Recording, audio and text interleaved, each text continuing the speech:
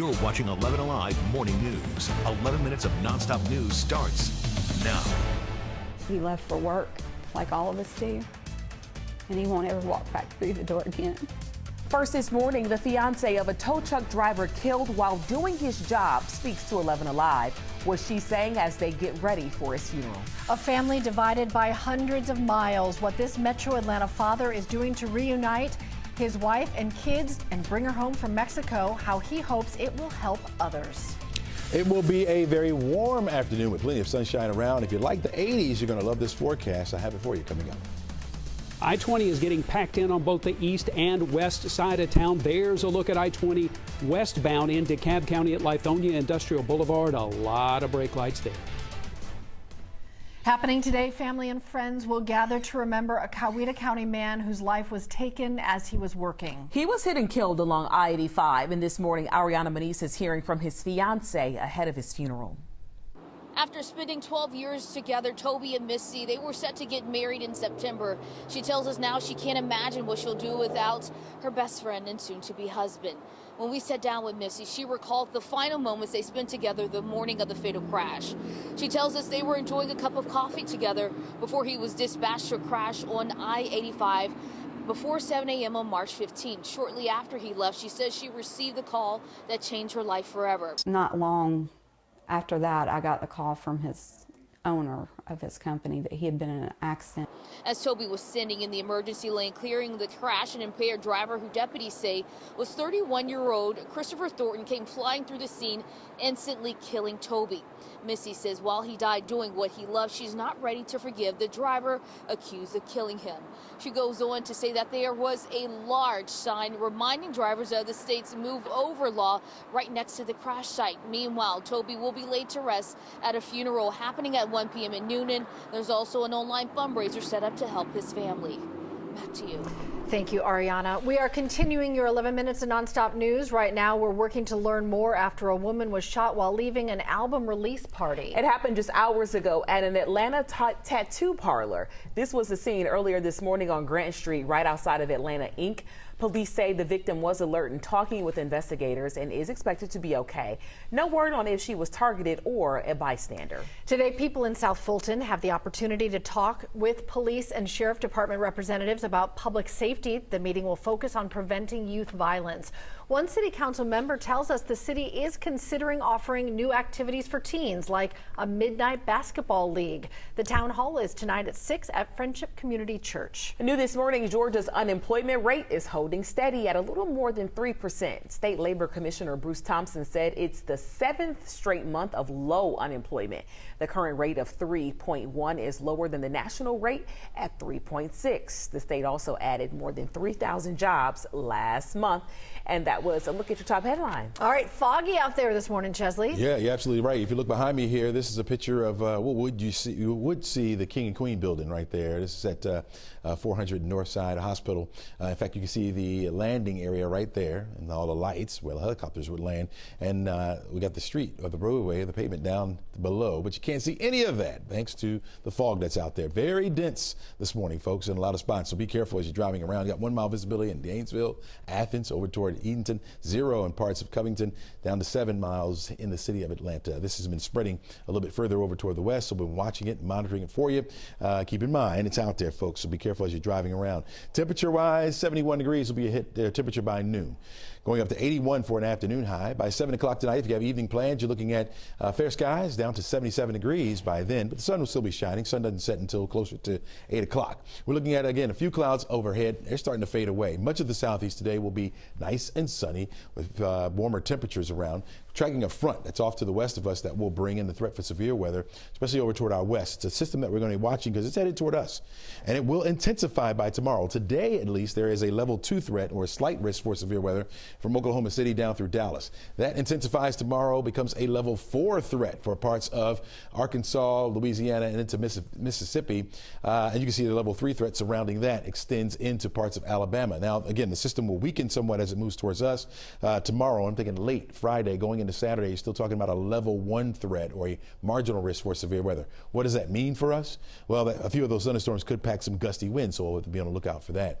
That won't be until Friday night going into Saturday. We have the sunshine sunshine, at least for this afternoon. Looks gorgeous, very lovely. Enjoy that, because by tomorrow, the clouds will start to increase on us. Anywhere from partly to mostly cloudy skies for much of the day on Friday, with only a 20% chance for the rain. Again, better chance on Saturday as that front moves through. That'll be early. I think we'll see some lingering isolated showers around by the late afternoon into the evening. 79 degrees will be the high temperature. Another round comes back to us by Sunday afternoon, 77 for your high. That rain will linger into the start of the work week. We'll be at 71 and then back down to where we should be for this time of year by Tuesday and Wednesday of next week. Continuing your 11 minutes of nonstop news, a father in Roswell is fighting to bring his family back together. He's taking his efforts now to the nation's capital. His wife is hundreds of miles away in Mexico. He had to endure cancer. He had to have surgery. He had to have chemotherapy, radiation. Didn't have his mom with him at all. You just heard from Jason Rochester, who says his wife Cecilia hasn't been able to be there for some of the tough battles their son has faced. The couple's been married for 16 years. They met while at work here in the U.S. Cecilia left voluntarily in 2018 in fear that she'd be deported. Now Rochester says he's throwing his support behind the American Families United Act. To let an immigration judge hear our case individually, that's all we're asking for. We're not asking for a guarantee. We're not asking for amnesty. It's just a chance. The bill would allow U.S. citizens to request a case-by-case waiver for non-citizen family members to live in the U.S. It would also reduce restrictions for the child of a non-citizen to gain U.S. citizenship. The bill died in the House in 2022, but Rochester hopes the bill makes more progress this time. Only on 11 Alive, residents living at a luxury apartment building in Atlanta say it's turning into a hot spot for robberies and car thefts. One of the most recent examples at the MAA Centennial Park Apartments came this week when one man caught somebody trying to steal his car. Asar L says he was walking to his car Monday morning when he found an armed man trying to take it. He says the car was inside the building's garage, but the gate was open. He also showed 11 Alive police reports showing his car has been broken into 4 different times since last year. He says each time it happened, it was after the gate broke. Crime data from Atlanta police shows since last May, there have been 27 other crimes reported at this property, mostly robberies, car thefts, and burglaries. A spokesperson for the apartments tells 11 Alive they're now working to replace the gate, and it's expected to take 6 weeks. All right, parents, listen up this morning. It is National Poison Prevention Week, and a lot of time we talk about kids who accidentally eat or get exposed to medications, household items, even batteries.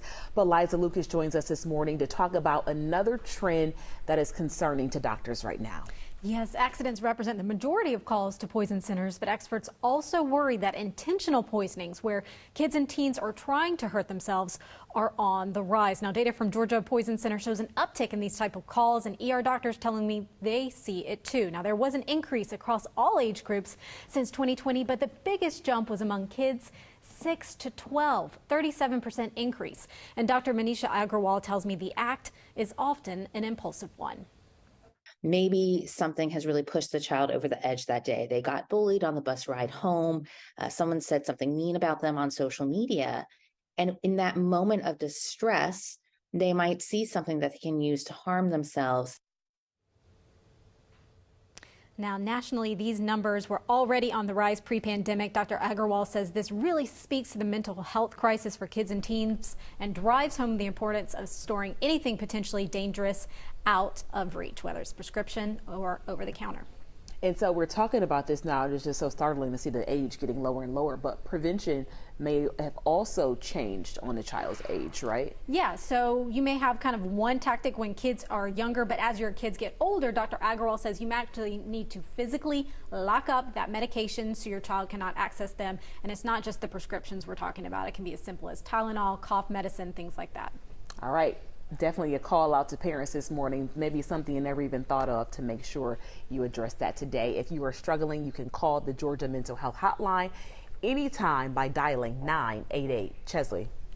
All right, thanks a lot, Aisha. If you're going out by noon today, you'll notice it's warm. Yeah, temperature's right around 71 degrees. We will have sunny skies out there, and we'll hold on to the sunshine really for the rest of the day. It's going to be very nice out there. 81 degrees will be your afternoon high temperature. We'll hit that between 3 and 4 o'clock this afternoon. Even by 6 o'clock, driving home, you're going to need those shades. We'll have the sunshine around. Temperatures down to about 80 degrees by then, going back down to the 50s for overnight lows tonight. This one says, "We love you, Miss Huggins. I miss you. I hope you feel better. You are such a good teacher. It's a pile of love helping one East Atlanta teacher family copes after a surprise medical emergency. Dionne Huggins was rushed to the hospital last month, and she is still there recovering from a lupus-related illness. So her family is so thankful for all of her students, and again, these very kind messages in this time. All right. We Love hope she on your gets better teachers. soon. Love Yeah. on your teachers. Yes. Even that one. Especially that one. Have a good day, everybody. Today's show's next.